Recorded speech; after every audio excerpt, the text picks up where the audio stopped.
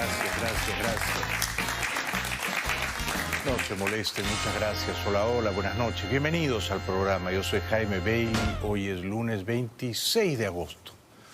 Un lunes todavía lluvioso en Miami. Estamos saliendo en vivo y en directo. Son las 9 en punto de la noche. Nos ven en Estados Unidos y en Puerto Rico por el aire libre de Mega TV. Después nos ven en todas partes. Hoy tengo un invitado de lujo, de mucho prestigio, académico, el economista venezolano Francisco Acosta Fragachán. No se lo pierdan, ¿eh? El programa de hoy quiero dedicarlo con mucho cariño a Ramón Curiel, a Héctor Rivas, que nos ve en Puerto Rico, a Mateo Guillén, que está de cumpleaños, a Brian Mera, que nos ve en Cali, y también, por supuesto, a Alfonso Gómez y Miriam Gómez. Han venido desde Bogotá la familia Palacios, que ha venido desde el puerto de Supe, en Perú, a Les Jones, la familia Les Jones, y a Mari Díaz y Carlos Blanco. Gracias a todos. Bueno, para mí ha sido un buen fin de semana porque el sábado el suplemento cultural Babelia del diario El País de España, yo creo que el diario El País de España no es solo el periódico más leído en ese país, pero es probablemente el periódico mejor escrito en lengua española del mundo, junto con La Nación de Buenos Aires, ¿no? O sea que yo soy un lector asiduo del País y también, por supuesto, de La Nación. El suplemento cultural publicó una crítica muy favorable a Pecho Frío, a la novela Pecho Frío que yo he publicado. Así que eso me hizo el fin de semana, porque es un suplemento muy exigente. O sea que las andanzas y peripecias del señor Pecho Frío han sido aprobadas por la crítica literaria del País de España. ¿Cuánto me alegro?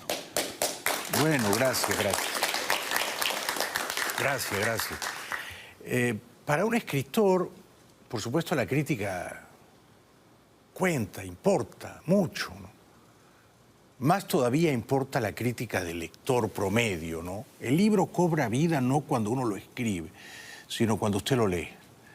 Y también, si acaso, cuando el crítico lo critica, pero no siempre las críticas son buenas, a veces las críticas son despiadadas. En Lima, por ejemplo, la crítica literaria casi siempre conmigo es encarnizada. Se ensañan conmigo y con el libro, todo a la vez, y son insidiosos y mezquinos en grado sumo. Bueno, aquí por suerte hemos pasado la prueba. Al final de la crítica dicen, en tono y tratamiento, esta novela, o sea, Pecho Frío, nos recuerda que Bailey está en plena forma narrativa. Estoy en plena forma narrativa, qué bueno, porque no estoy en plena forma de salud, ¿no es cierto? Eso se nota, ¿no? Estoy gordito. Fui el sábado a La Fontana, por cierto. Había mucha gente en La Fontana saludándonos. Y al final dicen que es una novela notable, ¿ah? Y que el uso desenfadado y casi diría lujurioso de las voces, en consonancia con la magnitud desoladora de lo que se describe, es un elemento primordial en esta notable novela. Bueno, muchas gracias al País de España. Gracias. Perdonen que me hice una pequeña propaganda, pero uno también tiene su pequeña vanidad, ¿no? Vamos a lo nuestro. Vamos a recorrer juntos la actualidad. Esto no se puede creer. Y no es que yo quiera salir aquí a defender al presidente Trump, pero tampoco hay que exagerar. Fíjense lo que dice este señor en CNN. Trump is as destructive a person in this century as Hitler, Stalin, and Mao were in the last century.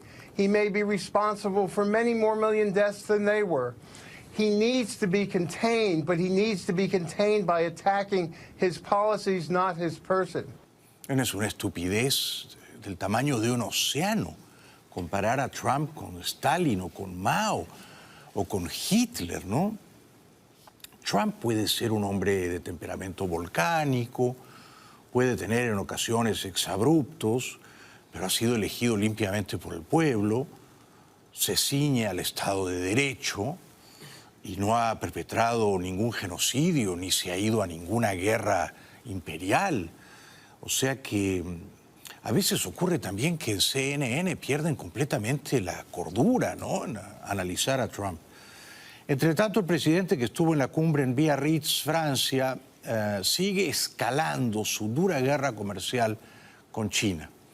Los chinos juegan a largo plazo, porque China no es una democracia, y ellos no se pueden ir del poder, no se van a ir del poder el próximo año. Ellos apuestan a que Trump sí, a que Trump no será reelegido.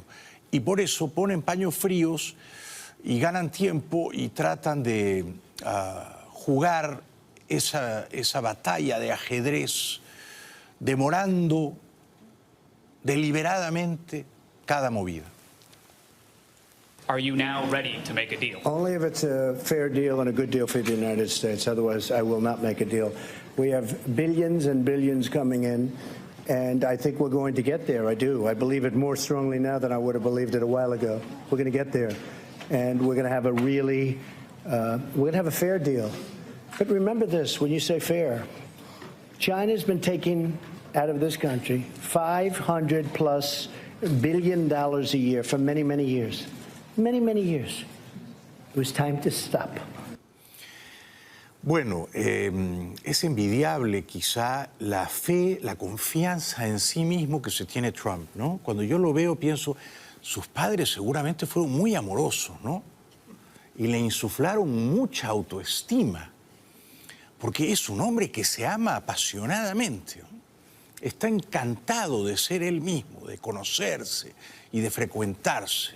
No creo que se haya deprimido jamás y no le asalta un átomo de una duda cuando toma estas decisiones, ¿no? Entre tanto, la economía china tambalea, el yuan se desploma. China está en su peor momento económico en décadas. Las tensiones comerciales entre Washington y Pekín hunden al yuan, la divisa china, que alcanza mínimos frente al dólar estadounidense. El nivel más bajo en 11 años para una moneda que ha perdido este mes de agosto un 4% de su valor frente a la divisa norteamericana. Un dólar estadounidense se negociaba este lunes a 7,15 yuanes. Entre las causas, explican los analistas, está el mecanismo que limita su fluctuación en los mercados chinos. Con un yuan más débil, las exportaciones chinas pueden amortiguar en parte el efecto del aumento de los aranceles aduaneros impuestos por Washington a sus productos. Ustedes dirán, pero yo no tengo una cuenta bancaria en yuanes, así que esto a mí no me afecta. Y tampoco pienso viajar pronto a China, así que tampoco me afecta.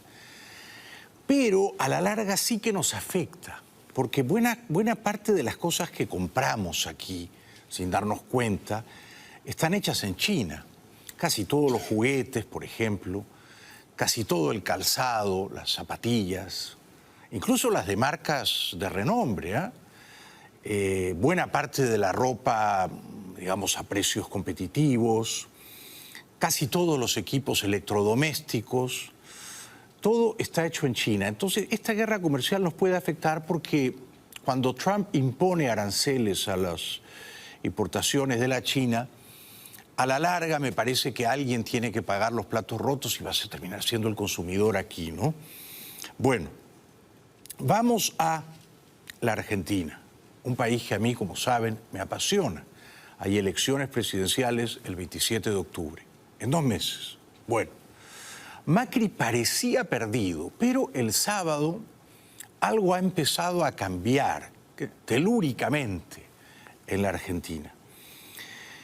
Convocada la gente, no por Macri ni por el partido de Macri, sino por un cineasta, Campanella, y por un actor, Brandoni, una multitud inesperada se volcó a las calles del centro de la ciudad en apoyo del presidente Macri. Era un verdadero mar humano. Ya se sabe que en las elecciones primarias de agosto, Macri salió muy mal parado. Alberto Fernández, el candidato de la señora Cristina, le sacó casi más de 4 millones de votos. Con lo cual, el favorito, el ultrafavorito es Fernández y no Macri. Pero esta manifestación quizá revela que mucha gente que no salió a votar en las primarias, o incluso alguna gente que votó por Alberto Fernández, ahora en octubre, que es la elección de verdad, que no es una simulación, estaría considerando seriamente votar por Macri. Ojalá así sea.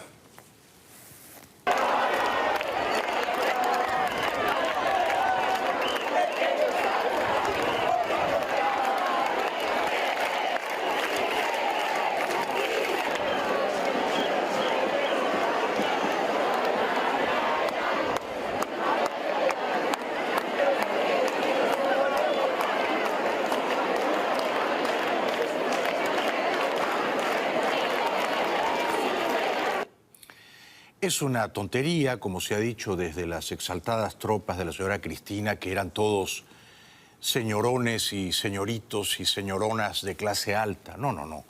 Era la clase media pujante de Buenos Aires. Lo mismo que la de Córdoba, la de Mendoza y otras ciudades del interior. Macri tiene todavía mucha gente que lo acompaña. Yo no dudaría en votar por Macri en octubre. Desde luego, los resultados económicos no han sido buenos, han sido decepcionantes, pero la señora Cristina no merece volver al poder. Ella hizo una gestión económica mucho peor. Le dejó una bomba activada a Macri. Y además presidió un gobierno vastamente corrupto. Solo por razones éticas yo no podría votar por la señora Cristina y el señor Fernández, que además, y ahora lo vamos a ver en un minutito, ha dicho que en Venezuela no hay una dictadura. Y eso me parece una obscenidad, una indecencia moral, decir que en Venezuela no hay una dictadura. Macri estaba conmovido, estaba traspasado de emoción al ver que tanta gente lo acompaña. Lo acompañaba el sábado en el centro de la ciudad frente a la Casa Rosada. No está todavía la batalla perdida, ¿ah?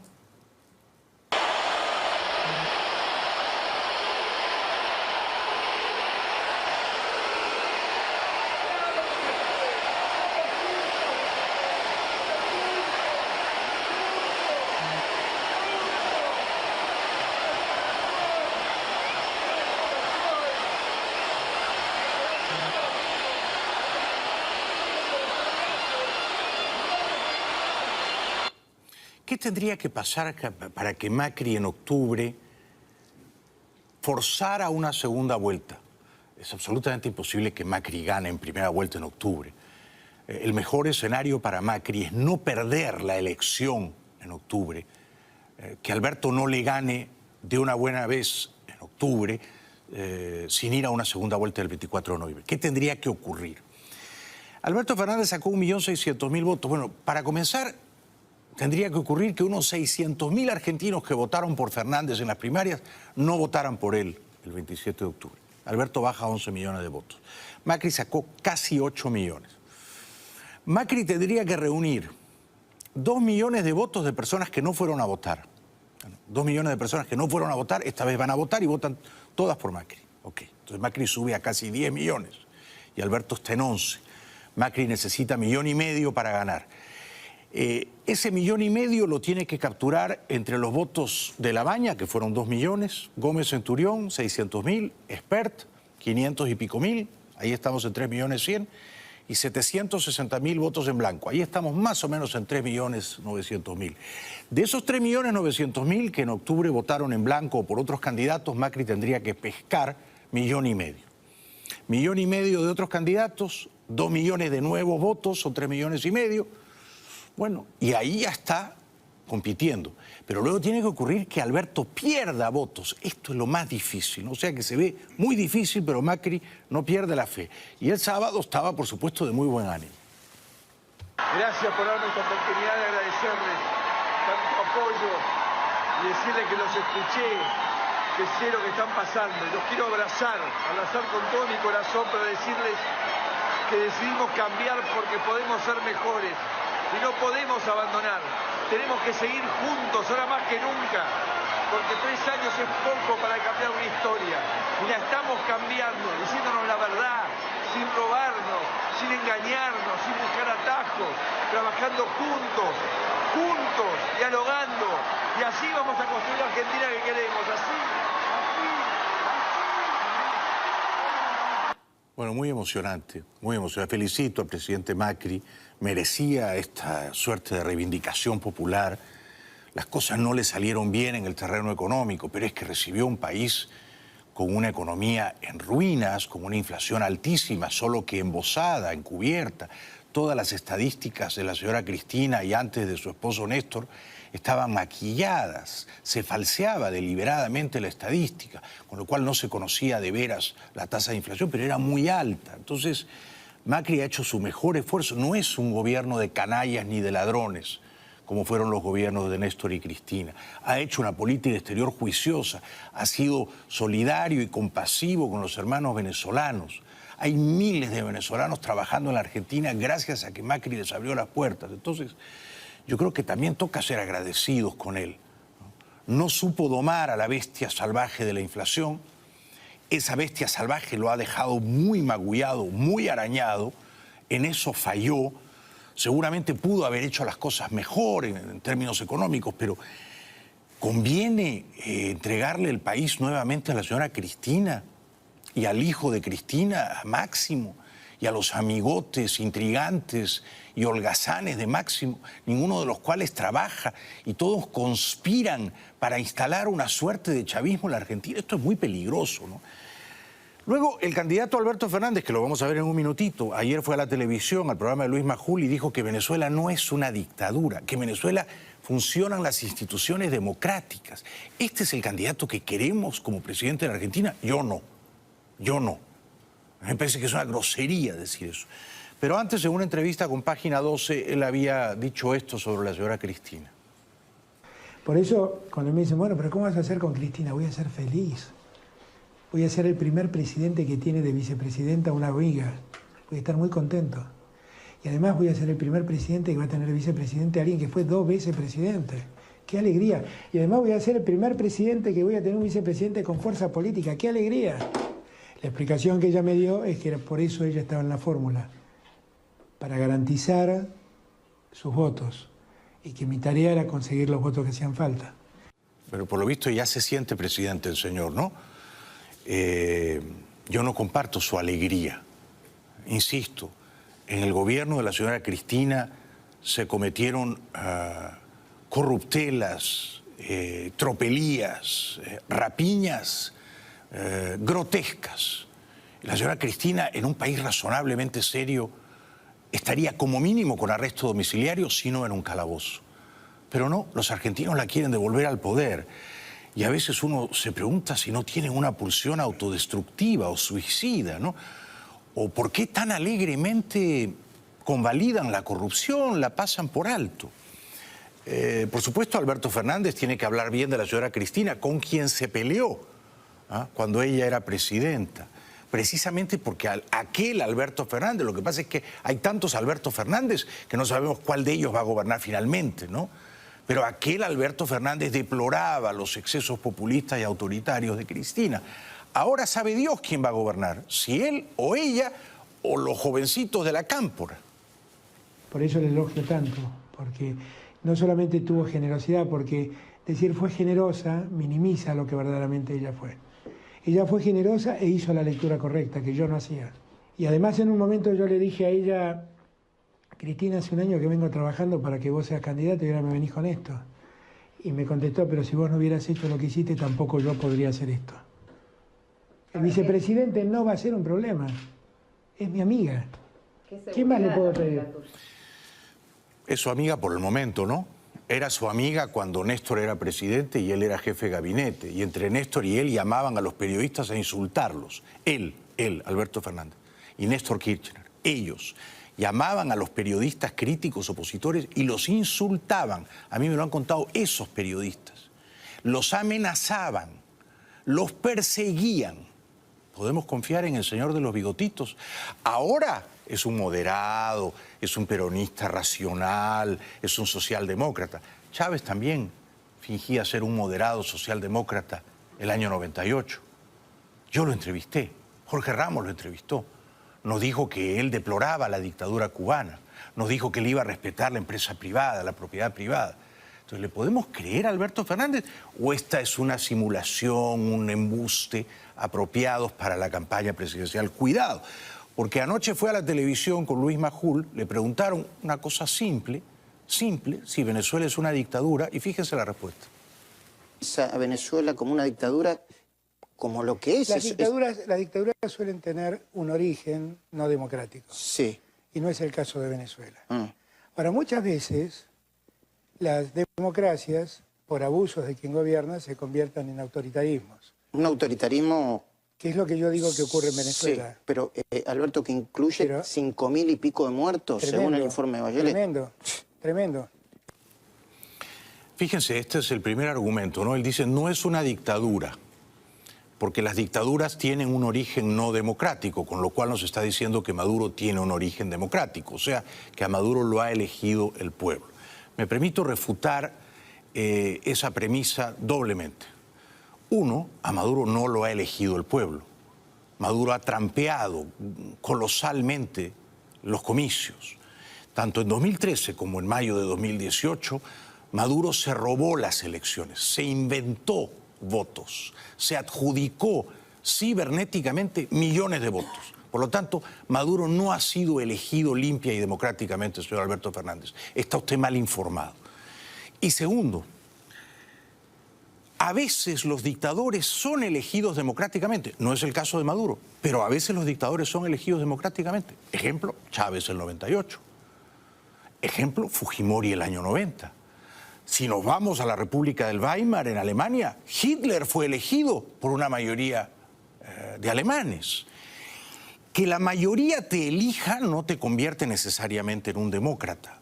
Lo que define a un dictador no es cómo llega al poder. Puedes llegar vía un golpe, una asonada, una subversión, una guerra de guerrilla. Puedes llegar mediante elecciones limpias, como ganó Chávez. Lo que distingue a un dictador es cómo usa el poder. Si lo usa respetando las formas democráticas o si lo usa de una manera abusiva, inmoderada y antidemocrática, como han usado el poder en Venezuela Chávez y Maduro. Por lo tanto, Maduro es doblemente dictador, porque falsifica las elecciones y porque usa el poder dictatorialmente. Ahora, esto es más increíble todavía. Alberto Fernández tiene la desfachatez moral en un continente, la América del Sur, donde hay millones de venezolanos que se han ido caminando de su país, desangrándose, a punto de desmayar, de colapsar. Tiene la insolencia moral, Alberto Fernández, el casi seguro próximo presidente de la Argentina, de decir que Venezuela no es una dictadura porque las instituciones funcionan. Fíjese. ¿Pero cómo caracteriza políticamente? Como un autoritarismo, como un gobierno autoritario. Como un gobierno autoritario. Absolutamente. La pregunta es, el problema de la palabra yo soy abogado y usted por ahí no tiene esa mirada, pero es muy difícil calificar de dictadura un gobierno elegido. Un gobierno elegido puede devenir en un gobierno autoritario. No tiene elecciones. Sí, pero las instituciones están funcionando allá. O sea, hay una... No. Después discutimos cómo funciona. Digo, formalmente hay una asamblea, hay tribunales. Sí. Una dictadura generalmente carece de esas cosas. Mentira, mentira. En Venezuela, Maduro no ha sido elegido, porque insiste Fernández con esa peregrina idea, no ha sido elegido, se ha robado la elección. Pero sobre todo las instituciones no están funcionando.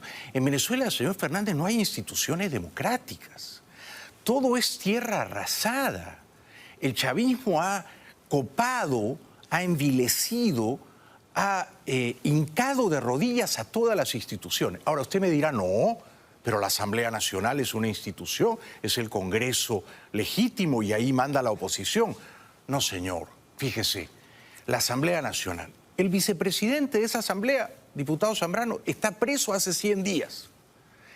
Decenas de diputados opositores están en la cárcel, presos políticos, asilados en embajadas en Caracas o exiliados.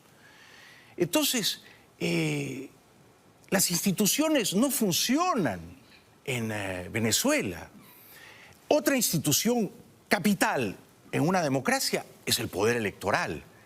El poder electoral es el árbitro confiable, el que cuenta los votos. ¿Es una institución que funciona en Venezuela el poder electoral? Por favor, el poder electoral en Venezuela es un meretricio, es un burdel. La madame es la señora Tibisay Lucena y todo lo falsean, lo trampean, lo amañan los cubanos, el G2. ¿Podemos decir que los tribunales, que la justicia es una institución que funciona, señor Fernández, en Venezuela? Yo creo que usted está masivamente mal informado. Cuando dice, no, las dictaduras no tienen tribunales, no tienen instituciones. Sí que tienen. Las dictaduras tienen un Congreso sumiso, una justicia subordinada, un poder electoral hincado de rodillas. Pero tienen instituciones, solo que todas ellas son geishas, ¿verdad? Que abanican al dictador. Claro, Los dictadores necesitan congresos con mayordomos. Ahí está la Asamblea Nacional Constituyente. Fíjense en Cuba. No me digan que en Cuba no hay un congreso servil, no hay una justicia obsecuente, no hay una prensa adulona. Dicho sea de paso, otra institución fundamental en una democracia, señor Fernández, es la prensa libre. ¿Hay prensa libre en Venezuela? Hágame el favor. Entonces, ¿cómo puede usted decirle al mundo que Venezuela no es una dictadura y que en Venezuela las instituciones funcionan? No hay ninguna institución democrática en Venezuela, ninguna. Es una dictadura en toda la línea. Y usted miente con descaro, señor Fernández, con descaro, y ofende la conciencia de los demócratas de América.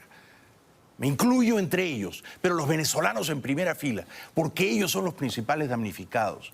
Y hay millares en su país trabajando, millares. Este es otro momento de la infame entrevista de ayer de Alberto Fernández con el señor Majul, que es un gran periodista. Pero no genera dudas un Diosdado Cabello diciendo... A mí no... tendría que sacar a usted las dudas, porque Diosdado Cabello habla mal de mí. Eso es lo que dice. ¿Por qué reacciona Diosdado Cabello? Porque digo que son un gobierno autoritario. Por eso reacciona. Ahora, ¿Qué piensa? Yo sé que me va a decir, pregúntele a Cristina. En cuanto pueda hacer una entrevista y le digo... No, pero no es necesario que le pregunte a Cristina este punto. Vayan y miren la declaración de Cristina en el año 2017, cuando fue candidata a senadora, donde dijo que en Venezuela no existía un Estado de Derecho. Vayan y mírenlo. ¿Ese es el pensamiento de Cristina? Lo publicó Infobae, lo publicó la BBC de Londres. Digo, yo no sé por qué piensan que en esto tenemos una mirada tan diferente con Cristina. Lo que sí también compartimos con Cristina es que la solución de Venezuela la tienen que encontrar los venezolanos. Y lo que tenemos que hacer nosotros es ayudarlos a que encuentren la solución. Bueno, esta es la doctrina López Obrador, la doctrina Tabaré Vázquez. Si este señor, y ojalá no ocurra, resulta el próximo presidente de Argentina y jura el 10 de diciembre, esta es la doctrina. México, Uruguay, Argentina se va a alinear allí.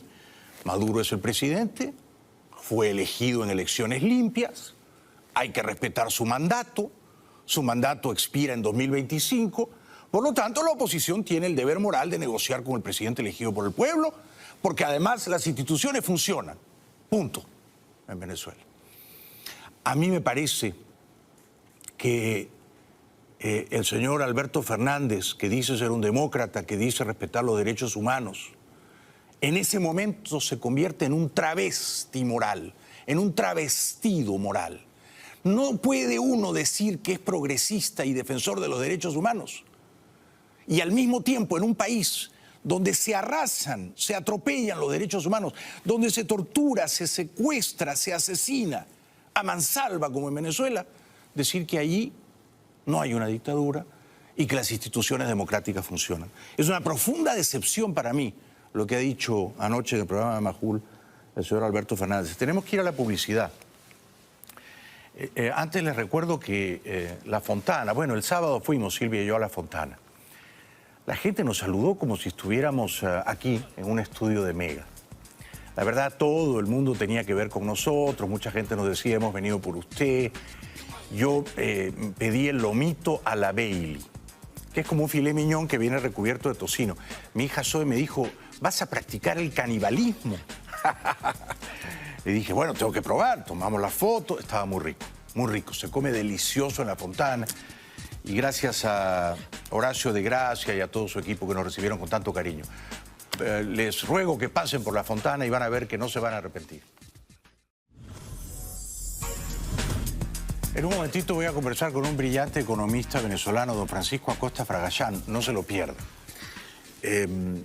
Antes quería compartir con ustedes, después de haber sufrido juntos, me parece, la decepción de escuchar al candidato presidencial argentino Alberto Fernández diciendo que en Venezuela las instituciones democráticas funcionan, al menos nos merecemos el consuelo de escuchar al presidente colombiano Iván Duque, que sí tiene las cosas claras al respecto y que dice lo que hay que decir. O sea, que en Venezuela no solamente hay una dictadura, decir que hay una dictadura uno se queda corto, ¿no? Duque dice hay una mafia criminal. Muy bien dicho, presidente Duque. En nombre de la lucha contra la pobreza, pauperizaron a toda una sociedad, la llevaron a la más grave polarización, que es la confrontación de clases, y únicamente sirvió esos discursos para enquistar en el poder a una mafia corrupta, al servicio del narcotráfico y que hoy quiere atrincherarse para evitar que renazca la democracia. Así tal cual es, así tal cual es. Una mafia corrupta. A esa mafia la tenemos que derrotar o la tenemos que fumigar o la tenemos que dar de baja.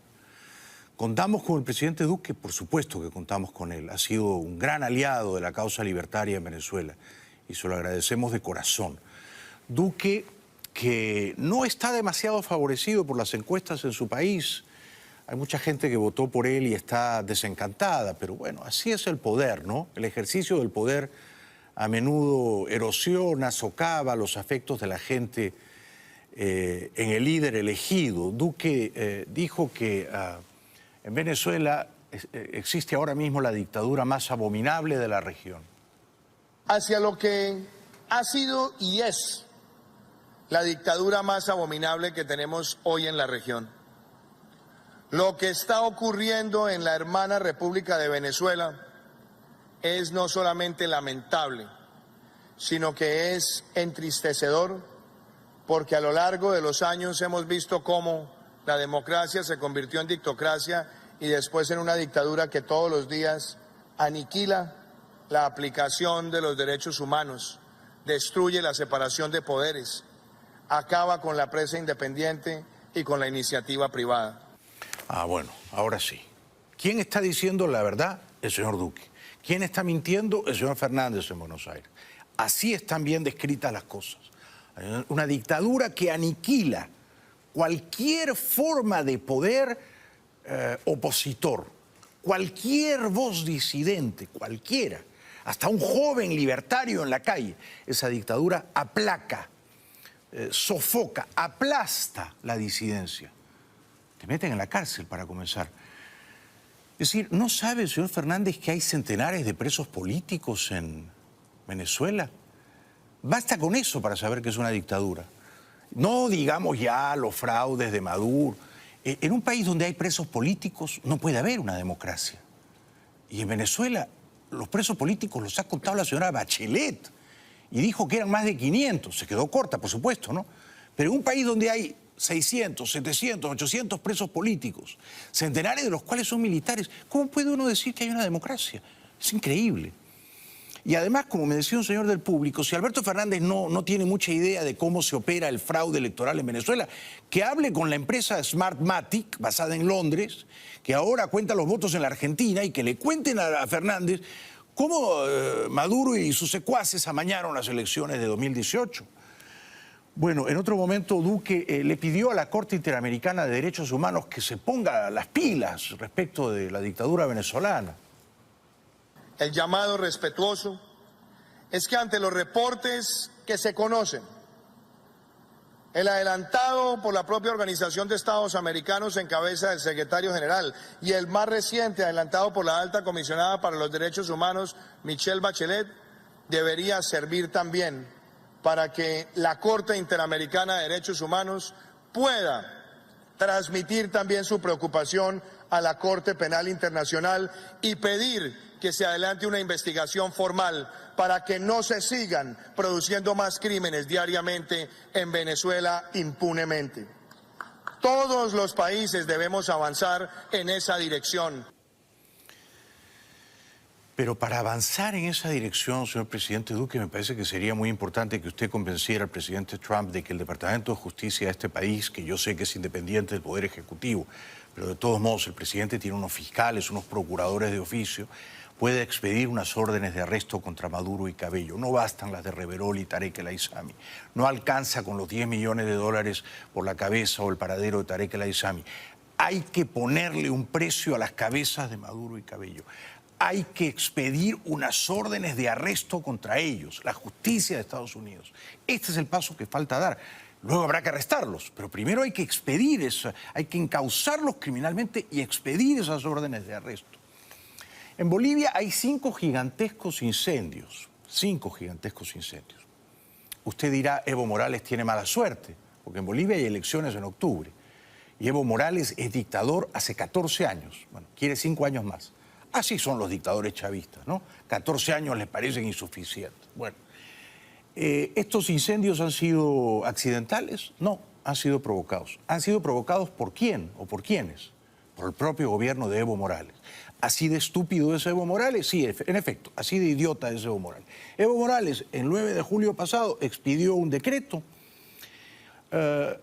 autorizando, en otras palabras, estimulando las quemas controladas de árboles hasta por 1 millón de hectáreas. Hasta por 1 millón de hectáreas. En Beni y Santa Cruz, quemas controladas. Entonces la gente empezó a quemar árboles, porque el gobierno te ofrecía unos beneficios si tú quemabas árboles. Te quedabas con las tierras y luego podías sembrar lo que querías. Entonces, por supuesto, las quemas controladas en Bolivia resultaron descontroladas. Eso era previsible, ¿no es cierto? Nadie controló las quemas y ahora las quemas quieren quemar todo, incluyendo, ojalá, a la dictadura de Evo Morales. Ojalá, que por lo menos sale un poquito chamuscada. Bolivia sigue combatiendo los incendios forestales. El gobierno localizó el domingo los 5 principales focos de fuego para concentrar sus esfuerzos. Acá ahorita estamos tratando de apagar todos los focos de calor, evitar, estoy con la mochila de agua, evitar que el viento esparza las cenizas, las chispas y que pueda prender de nuevo. Los incendios se han reducido de 8.000 a 1.500, aunque muchos focos se reavivaron a consecuencia de cambios en la orientación de los vientos. Las autoridades desplegaron un avión cisterna supertanker, así como 2.000 efectivos militares, 450 policías y bomberos, 5 helicópteros, 3 aviones monomotor de reconocimiento y 2 bimotores para evacuaciones. Bueno, es Evo Morales. ¿Qué podíamos esperar de Evo Morales? El cenutrio Evo Morales, el estólido Evo Morales, la mascota boba del chavismo, ¿no? Quemando árboles que tanto necesitamos, invitando a los bolivianos a quemar árboles controladamente, las quemas controladas. Bueno, así terminaron. Ahora luego Evo Morales sale a pedir ayuda. ¿A quién le pide ayuda? ¿A Maduro? No, porque Maduro es más tonto que él, ¿no es cierto? No. Entonces Evo Morales le pide ayuda al mundo capitalista, al imperio, a todos esos países sobre los cuales él suele echar salivazos. Ahora los llama y les pide ayúdennos, por favor, a apagar nuestros incendios. Una opción que Evo Morales había desestimado a inicios de semana. El mandatario boliviano acepta ahora la ayuda internacional para hacer frente a la situación provocada por los incendios tras las movilizaciones de las plataformas ambientalistas y la petición de las autoridades regionales. Cooperación, bienvenido cualquier cooperación. Desde el miércoles ya hemos empezado a gestionar cooperación correspondiente. Por ejemplo, la CAF, su director ejecutivo de la CAF, nos está donando cerca de $500 000. Bueno, este pobre hombre no sabe hablar, dice cooperación, bienvenido. Salta a la garrocha a los géneros, ¿no? Va del masculino al femenino como un verdadero transgénero del idioma, ¿no? Si es cooperación, es bienvenida, señor Morales, ¿no? Pero no le podemos pedir mucho. Bueno, ustedes saben que el presidente francés Macron, que es muy jovencito, tiene 41 años, está casado con una señora que tiene 66. O sea que ella le lleva 25 años. Está muy bien. Si fuera al contrario, ¿verdad? Si fuera un señor de 66 años con una señora de 41, todo el mundo diría que normal. Pero claro, como es ella la que le lleva 25 años, algunos, como Bolsonaro, se burlan y hacen muy mal en burlarse, ¿no?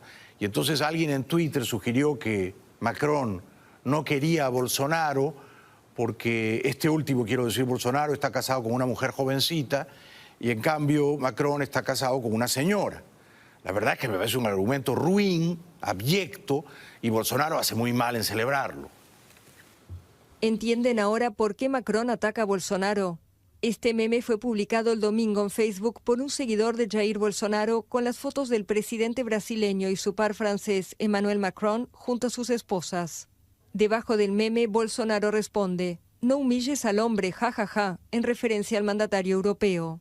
El cruce de palabras ocurre en el marco de acusaciones cruzadas entre los dos presidentes por los incendios en la Amazonía, y echó más leña al fuego a una relación franco-brasileña que ya se había tensado tras la llegada al poder de Bolsonaro a inicios de año.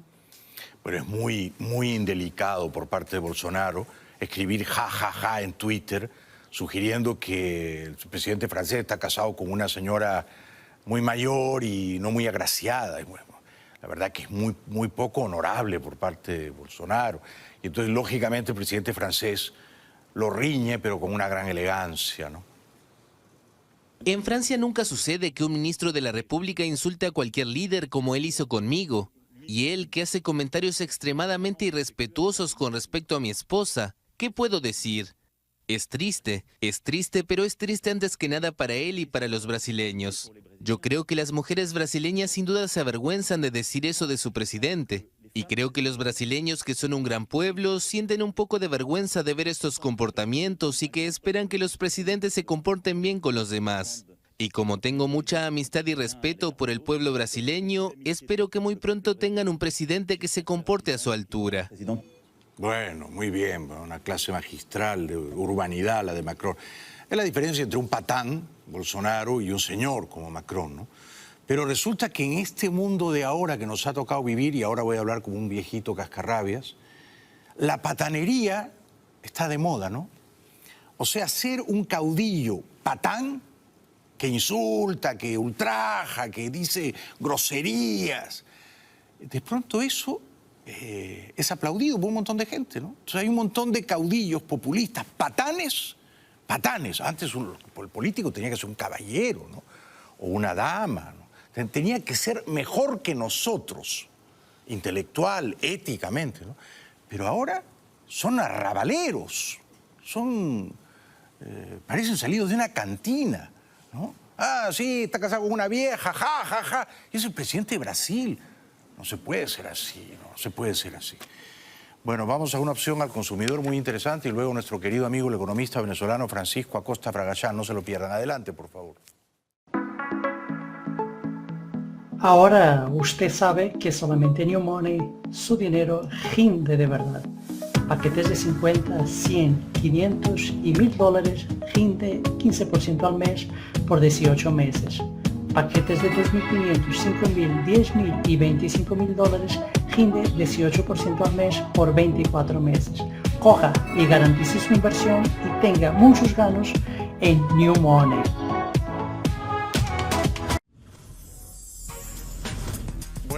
Bueno, esta entrevista promete porque ha venido un brillante economista venezolano, don Francisco Acosta Fragachán. Un aplauso para él, por favor. Gracias, Jaime. Bienvenido. A ver, comencemos con lo de Alberto Fernández ayer en Buenos Aires, diciendo que Venezuela no es una dictadura, que en Venezuela hay instituciones que funcionan. ¿Qué piensas tú, Francisco? Bueno, es una declaración que lo que causa son náuseas, sobre todo cuando él está viendo las calles de Buenos Aires, madres solteras cargando niños desnutridos, que caminaron miles de kilómetros a través de la selva para llegar al refugio que, gracias a Dios, le está dando el pueblo argentino a esa familia. ¿Es justo decir, digamos, se compadece con la verdad decir que Maduro fue elegido por el pueblo? No. Maduro no fue elegido por el pueblo, como Chávez no lo fue. Chávez solamente fue electo en el 98 y con la menor cantidad de votos que cualquier presidente anterior ganó la presidencia, ¿no? Chávez fue un fenómeno mediático y Maduro es un fenómeno criminal. ¿Y es correcto decir que hay instituciones que funcionan? ¿Alguna institución funciona en Venezuela? ¿Alguna? Lo del crimen, ¿no? Que está institucionalizado. Sí, porque no hay instituciones en Venezuela. Venezuela es un país en proceso de subsaharización. Es un término que utilizamos los economistas para referirnos a un territorio desmembrado, sin orden económico occidental, sin instituciones, y eso es Venezuela. Es la anarquía. La ley de la selva, y en la ley de la selva impera el matón, el más fuerte, el que tiene la pistola o el revólver de más alto calibre. Me ha gustado tu respuesta. La única institución que funciona en Venezuela, tome nota, señor Fernández, es la del crimen. Exactamente. El crimen organizado institucional. Institucionalmente, así mismo. ¿Cómo ves a Guaidó? Muy mal. Lo veo sin carácter, lo veo sin liderazgo. Lo veo sometido a una cúpula de viejos corruptos que lo hacen ver a él como un muchacho. Y realmente me hace reflexionar como alguien que todo político quiere ser presidente. Jaime, tú lo sabes, tú has entrevistado cientos. Sí. Cómo teniendo él esa fuerza juvenil, cómo él teniendo el respaldo de la potencia más grande del planeta, decide darle la espalda a esa fe, a ese apoyo minoritario que le daba a su pueblo y que le daba al mundo para para hacer maniobras viles, bajas. ¿Te refieres a los diálogos en Noruega? Claro, que esos son sino maniobras para perpetuar en el poder las grandes fortunas que se crearon bajo la sombra del chavismo. O sea, estás decepcionado de Guaidó. Absolutamente. ¿Qué le aconsejarías, si acaso? Mira, muchos analistas trabajamos con este escenario antes que ocurriera y se definían alternativas de acción, rumbos, cosas concretas. Yo le recomendaría que hable con cualquiera de ellos o de nosotros, ¿verdad? Porque están ahí y no son no solamente venezolanos. En la vida moderna todo se trabaja básicamente, Jaime, con lo que llamamos modelos de simulación. En un modelo de simulación tú vas a hacer un edificio y tú haces el modelo y ves cómo reaccionan los vientos, a los terremotos. Cuando tú vas a tomar decisiones financieras ves cómo pueden reaccionar los mercados y simulas a futuro. Sí. Esto que está ocurriendo en Venezuela se simuló y se creó un camino y ellos le dieron la espalda a un camino que estaba claramente determinado en los modelos. ¿Cuál era ese camino? ¿De qué manera traicionaron ese camino? Primeramente decidiéndose a pasar primero por los multilaterales, ¿no? Cuando hablo de los multilaterales eran la OEA, la ONU, el Grupo de Lima que crearon, después la Unión Europea, porque esa es la forma de embarrar el proceso. La forma lógica era esta: asumir la presidencia, designar gabinete, enviar a Washington inmediatamente una misión de muy alto nivel de venezolanos que fueran a negociar un tratado amplio de asistencia a Venezuela, asistencia policial, militar, judicial. Pero negociar con Washington. Directamente, claro. De gobierno soberano a gobierno soberano. Y no se hizo. Eso estaba claro desde el principio, no se podía saltar a la multilateralidad. Y ese fue un error. También creo que fue un gran error de cálculo el tema de la ayuda humanitaria el 23 de febrero, porque nos dijeron va a entrar sí o sí, y fue un fiasco. Pero es que todos sabíamos, disculpa, los analistas sabíamos que las condiciones no estaban dadas para eso. Claro. Eso era un fraude desde el principio. Claro. Aparte que no era ayuda humanitaria. Cuando tú vas a ayudar humanitariamente a algún pueblo, usted hace un levantamiento de las necesidades de ese pueblo. Cómo están de medicina, cómo están de salud, cómo están de ropa. Ahí lo que se mandó fue un perolero, Jaime, por containers. Una burla, eso fue un circo. Sí. Pero ese era el momento para entrar, ¿no crees? Claro, pero ellos... Si te queman los camiones y tú dijiste vamos a entrar sí o sí, entras. Claro, pero es que ellos nunca querían hacer más de lo que pasó. Sí, no habían hecho esa simulación que tú decías. Sí se había hecho, pero lo hicieron adrede de otra forma. De hecho, ese concierto que ahorita nadie se acuerda. Yo sí lo recuerdo. Que recaudó mucho dinero, pero eso es lo de menos. Sí. Se desarrolló como una alternativa a última hora para evitar una acción militar que no tuviera conocimiento de ellos. Sí. ¿No? Y esa acción militar por parte de Estados Unidos, porque está claro que Colombia no quiere intervenir militarmente, ¿no? ¿Es todavía una opción que está en la mesa o es una suerte de vaga ilusión que algunos tenemos? Claro, hay una quimera. Claro, hay algo que yo llamo la paradoja venezolana. Venezuela es un territorio hostil a Estados Unidos. Que está bajo la tutela de un gobierno reconocido por Estados Unidos, que es Juan Guaidó. Sí. Entonces, hay un país hostil con un gobierno amigo. Sí. ¿Qué significa eso? Estados Unidos técnicamente no va a invadir un gobierno amigo. Puede enviar tropas a petición de un gobierno amigo. Correcto. Pero no enviarlas sin el reconocimiento del gobierno amigo, porque eso lo convierte en una acción hostil. Correcto. Si el gobierno amigo no las pide, es una invasión. Pero, si el gobierno amigo las pide, es una colaboración. Es una colaboración que sería dentro del marco de ese tratado amplio que conversé ahora contigo. Pero la paradoja, o como me dijo una vez una amiga colombiana, la paradoja, que es una manera colombiana de decir paradoja, es que el gobierno amigo de Guaidó no te pide la intervención. Exactamente, y le impide y genera mecanismos alternos que entorpecen el alcance de la... Correcto, con lo cual no solo no te la pide, sino que te pide que no la hagas. Exactamente, y a todos aquellos que, en nombre de la gran masa popular, como la señora Machado, por ejemplo. Sí. La señora Machado ha sido, cuando uno ve el análisis de los modelos, y uno ve como la señora Machado ha sido tan perfectamente clara en lo que sería la conducción, y uno ve que... Digamos, el tiempo le dio la razón, ¿no? Es que siempre la ha tenido dentro de este contexto, ¿no? Cuando uno como analista ve los personajes que intervienen en el escenario, ¿verdad? Y uno ve quién está yendo en una dirección correcta y uno ve quién trata de entorpecer esa dirección, ¿no? Con lo cual, entonces, tú le pedirías al presidente Guaidó que retome el camino, que vaya a Washington y que pida una colaboración militar. Mira, en vez de estar mandando embajadores amateur como el que tenemos en Washington. Yo lo respeto mucho, un hombre muy bueno, de familia, todo, un hombre que ama a sus hijos, pero un amateur. ¿Cómo tú invitas, cómo tú llevas a la embajada más importante de Venezuela en este momento a un amateur cuando tienes grandes ligas en banco? Es inaceptable. ¿Por qué mandar a la señora y a los amigos a viajar a Washington cuando lo que tiene que hacer, Jaime, es buscar a los venezolanos valiosos que saben de diplomacia, que saben de guerra, que saben de finanzas? Sí, sí. Porque esto es un problema grave. Venezuela tiene problemas por todos lados y esa comisión debería estar negociando desde hace años o meses en Washington. ¿Tú crees que si Guaidó va a Washington y habla con Trump y le presenta un buen plan de colaboración que implique el uso eficaz de la fuerza? Claro, claro. ¿Tú crees que Trump estaría dispuesto? Yo creo que los Estados Unidos estarían muy dispuestos. Eso es lo que yo he percibido cada vez que he ido a Washington. Sí. Pero se necesita de eso. Claro. Y no solamente hablar con el señor Trump, hay que hablar también con la señora Pelosi. Porque este es un país democrático. Sí, ¿no? lo es, absolutamente. Pero ellos más bien alimentan es la corriente contraria a esa dirección. O sea que no eres demasiado optimista en el corto plazo, entendiéndose corto plazo de aquí a fin de año. No. Yo dije en febrero que esta tiranía seguía seguro hasta el 31 de diciembre de este año, ¿no? Ah, lo dijiste en febrero. Sí, señor, lo dije por los medios. O sea. Y lo porque el modelo ratificas. sí lo decía, y no solamente el mío, modelos colombianos, modelos norteamericanos. ¿No? ¿Qué tendría que pasar para que el próximo año las noticias sean por fin alentadoras? Que el señor Guaidó asuma su responsabilidad histórica. Pero el problema es que el próximo año puede que convoquen elecciones a la Asamblea Nacional en enero. Claro. Y Guaidó se va a quedar sin... Claro, pero es que hasta ahora no importa que se quede sin, porque hasta ahora no está haciendo nada con. O sea, en la presidencia de la República está siendo absolutamente diluida la que él encabeza, porque no es de la República, él es presidente de la Asamblea, de paso, cosa que estaba contra todo. Pero al menos es presidente interino, encargado. Sí, si se elige otra asamblea... Encargado del nombre, porque no está ejerciendo, ¿no? Y ellos dicen, no, que no se puede ejercer. Claro, se pueden hacer muchísimas cosas, ¿no? No, que nos meten presos, que no van a trabajar. No, hermano, usted todavía tiene muchísimo campo. Ve a la señora Machado, como habla, por ejemplo. Sí. Y oye, no soy miembro de su partido, soy muy amigo de su mensaje, porque entiendo que por ahí es donde el país espera. Comprendo.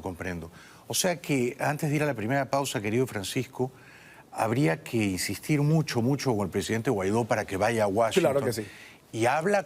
Y hable con los que quieren ayudarlo, ¿no? Claro. Fíjate que desde el principio, cuando él estuvo en Bogotá, cuando salió escapado de Venezuela y se reunió con Pence y los presidentes en Bogotá, todo el mundo esperaba que él se agarrara el avión de Bogotá y fuera a Washington. ¿Y a dónde fue? Fue a Paraguay, con todo el respeto que le tengo el cariño al pueblo paraguayo. Pero ¿qué va a hacer Paraguay por nosotros?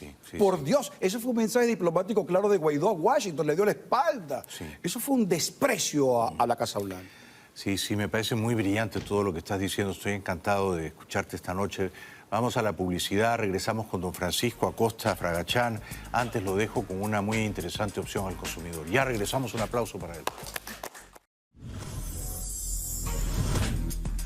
Bueno, bienvenido de vuelta al programa. Estoy conversando con un brillantísimo economista venezolano, don Francisco Acosta Fragachán. Ya que eres economista, hablemos un poquito de economía, ¿no? ¿Cuál es la tasa de inflación que tiene ahora mismo Venezuela? Más o menos, más de 1.000.000%. Disculpa que te diga esto, Jaime. Mira, tomar el control o la medida del comportamiento de las variables económicas en Venezuela es tan útil como tomarle los signos vitales a un muerto. Sí, claro. O sea, la economía venezolana colapsó. Claro. Entonces ya hablar de inflación no tiene sentido porque no hay moneda. Sí. Y es así. Sí. Cuando Venezuela tenga, y espero que sea pronto, por fin un gobierno libre, cuando sea una democracia, ¿será inevitable dolarizar la economía? Yo soy uno de los que proponen una inmediata dolarización. Yo también. Una inmediata dolarización, sí. Ecuador lo hizo y les fue súper bien, hace casi 20 años. Y en Venezuela de facto ya ocurre, ¿no? Claro, pero es un dólar Llegar a Venezuela, yo le di este comentario a un analista de inteligencia en Washington. Él me dice, llegar a Venezuela es como llegar a un bar de la Guerra de las Galaxias. ¿Por qué? Porque no sé si has visto la película donde están todos los seres extraños del planeta disfrutando, gozando, todas las mafias, toda la delincuencia, todo este zoológico, ¿no? Entonces, en Venezuela ahorita el dólar lo que corre es producto de ser un nido de delincuentes, pero no hay un orden económico, no está dolarizada, se compra con dólares. Sí. Pero no es que esté dolarizado. El fin de semana un amigo venezolano me decía que hay más euros que dólares. Seguramente, producto porque los canales con Europa y con... Porque se vende más droga a Europa. No, y los canales comerciales. Acuérdate que todavía Venezuela tiene un campo de acción amplísimo. Nos reconocen 60 países, casi 60 Guaidó como presidente. Pero el mundo tiene 125 países más, 130 países más. Sí. Y por ahí hay bancos y por ahí para evitar sanciones y seguimiento lo hacen con euros y otras monedas. Sí. Por esa misma razón, los principales ladrones del chavismo tienen su dinero escondido en bancos que escapan al radar de Estados Unidos, por ejemplo, en bancos rusos o en bancos chinos. ¿Dónde crees que...? Escapan de la mano de Estados Unidos, pero dudo que escapen del radar. Ya. ¿No? Pero al menos pero es así, claro. Escapan de las represas. Y fluctúan, claro, y hacen inversiones, compran, venden. Sí. ¿Dónde crees que esconde su fortuna Maduro o Cabello? Mira, yo estoy prácticamente convencido que China tiene que ser un gran receptor de fondos. Sí. Turquía también es un gran receptor de fondos. Sí. Y algunos países africanos a nivel de inversión. ¿Más China que Rusia? Posiblemente, sí. Más China que Rusia. Sí. Porque en China ellos estarían más protegidos que en Rusia. Si a ellos les pasa algo, a Putin no se le agua el ojo para robarlos. Claro. Y dejarlos en la lona, ¿no? Sí. Como le pasó a Fujimori, ¿no? Sí. No se le agua el ojo, me ha gustado esa expresión. Sí. En cambio, en China sí van a ser un poco más complacientes. Sí, además Hong Kong, por ejemplo, que ahora es parte de China, tú puedes tener tu dinero en Hong Kong y puedes vivir a cuerpo de rey en Hong Kong. Claro. Fíjate que ahorita, por las sanciones en Estados Unidos, la petrolera china dejó de comprar petróleo venezolano. Sí. ¿Por qué? Porque la petrolera china tiene activos en Estados Unidos. Sí. Pero con abrir otra empresa al lado, la petrolera china ahora hace negocio con Venezuela y acabado el problema. Es tan simple como eso. Claro, tan simple como eso.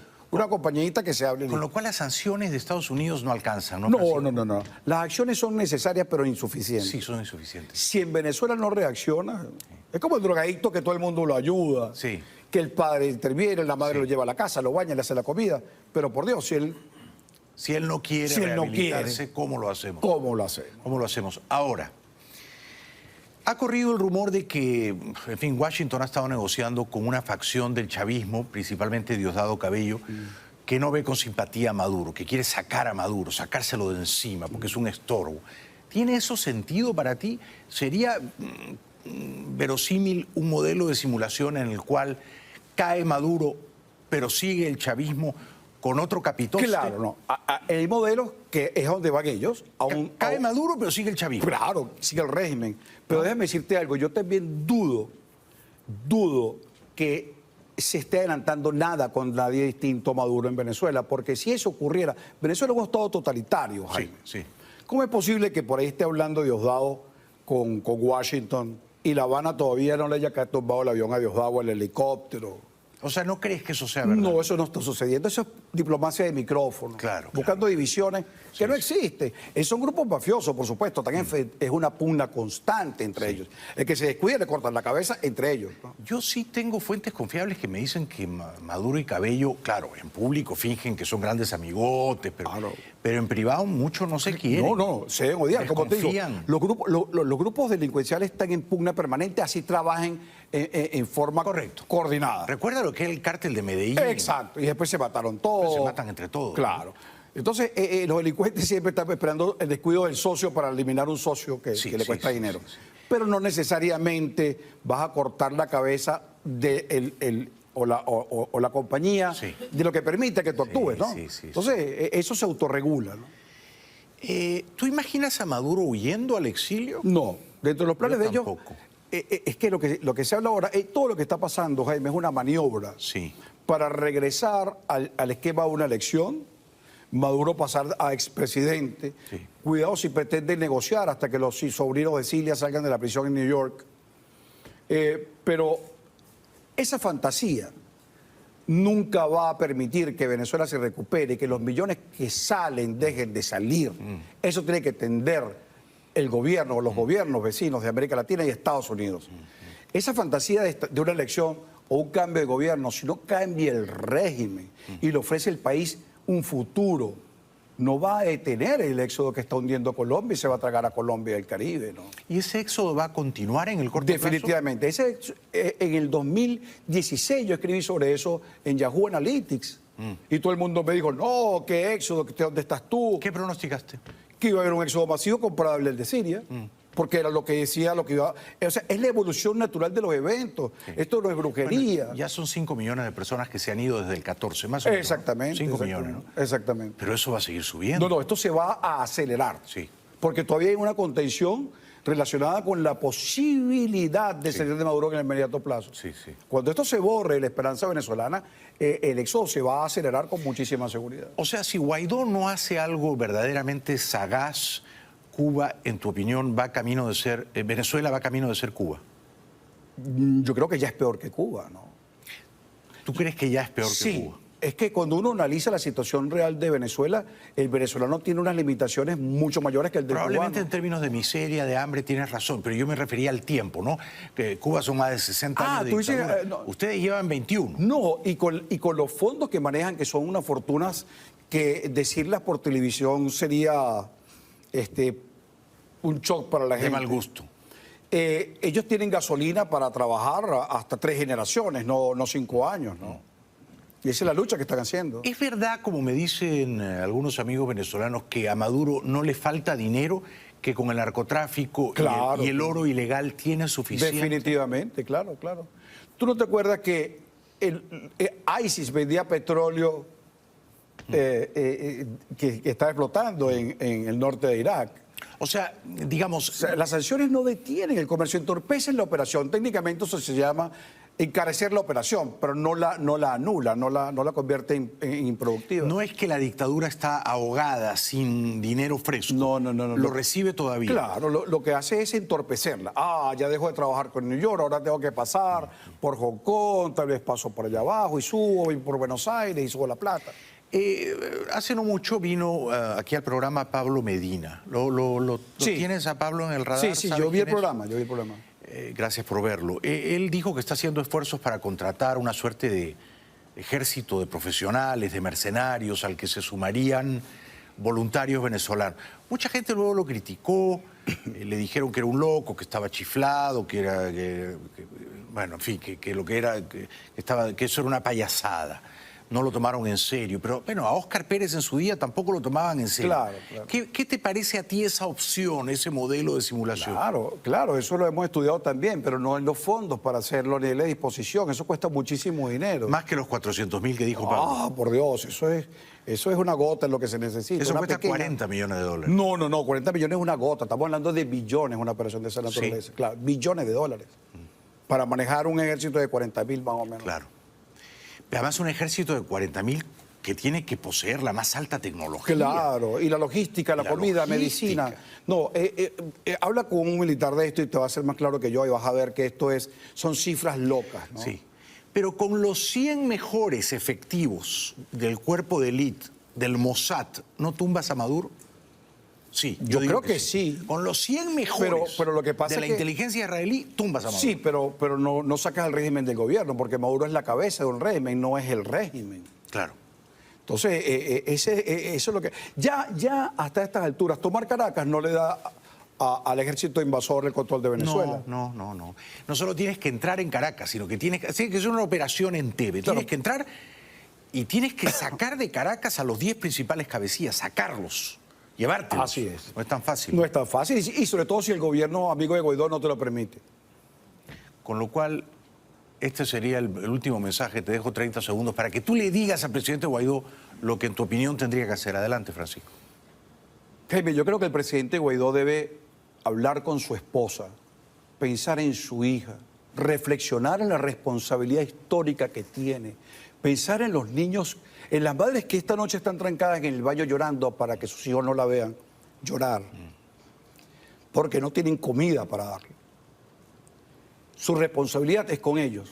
La gloria está en ayudar a esa gente, no en ser presidente de avión. Que piense en gente, que piense en su país, que se identifique con la gente que sufre y que le dé la mano a su país. Un gran aplauso para Francisco Acosta. Gran aplauso.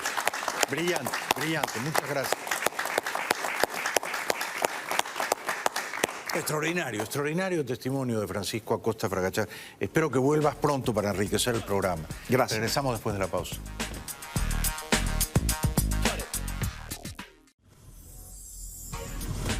No puede ser que otra tormenta vaya camino a Puerto Rico. Pronósticos indican que esta tormenta tropical llegaría el miércoles en la mañana, convertida en huracán categoría 1. El Centro Nacional de Huracanes emitió aviso de tormenta tropical para Barbados, Santa Lucía, San Vincent y las Granadinas y Martinica. Ante la advertencia, la población de Puerto Rico desde muy temprano hace largas filas para obtener agua, gasolina y suministros en tiendas y lugares habilitados por el gobierno. Según FEMA, un contingente de aproximadamente 500 empleados estará llegando a la isla en los próximos días para reforzar los planes. Qué mala suerte, por el amor de Dios. Regresamos después de la pausa. Tormenta eléctrica en Madrid.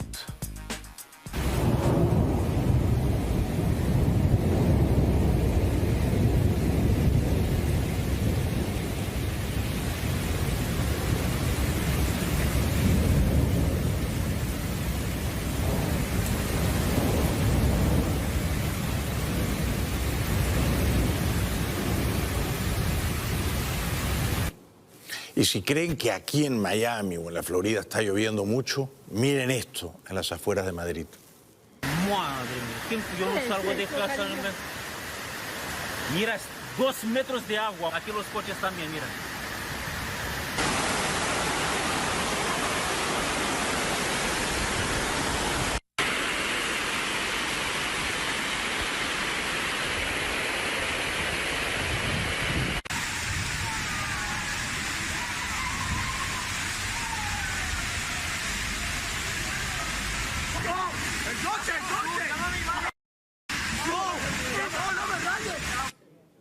Y es Madrid, es Madrid.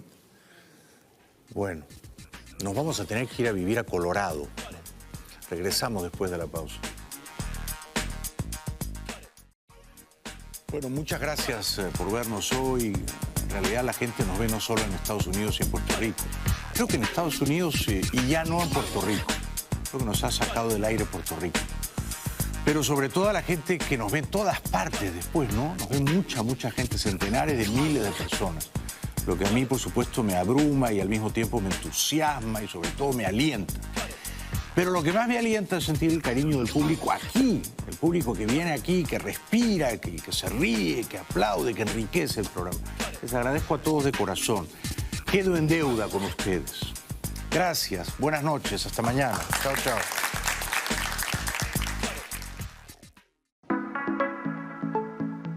Ahora usted sabe que solamente New Money, su dinero rinde de verdad.